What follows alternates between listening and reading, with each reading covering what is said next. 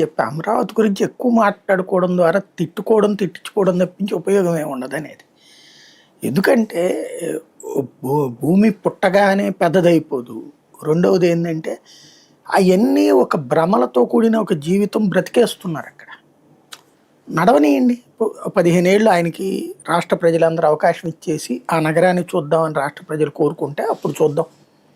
15 ఇప్పుడు ఎవడైనా సరే నీకు ఒక 5 ఏళ్ళు నీకు పరిపాలన ఇచ్చానయ్యా అన్నప్పుడు ఈ 5 ఏళ్లలో ఏం చేస్తావు? ఈ 5 ఏళ్లలో నువ్వు చేసిన పని రాబోయే 20 ఏళ్ళు చెప్పుకునేటట్టు ఉండాలి. ఆరోగ్యశ్రీ అనేటటువంటిది ఒక ఫీజు రియంబర్స్మెంట్ అనేది ఆ 5 ఏళ్ల తర్వాత ఎవడు తీయలేకపోయాడు, గుర్తుందా ఒక్కసారి? ఎందుకని? అది లైఫ్తో ముడిపడి ఉన్న అంశం. హైదరాబాదులో హైటెక్ సిటీ కడితే అక్కడికి వెళ్ళి మనందరం బతకట్లా. మనలో కొందరు బ్రతుకుతున్నారు కదా, బతకని అంటున్నాం, అంతే కదా.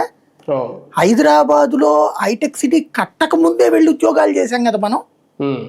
కట్టిన తర్వాత ఉద్యోగాలు హైటెక్ సిటీతో సంబంధం లేకుండా చేస్తున్నాం మనం.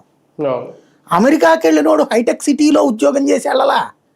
అమెరికాకి వెళ్ళినోడు అంతకు ముందే పోయాడు ఉద్యోగానికి.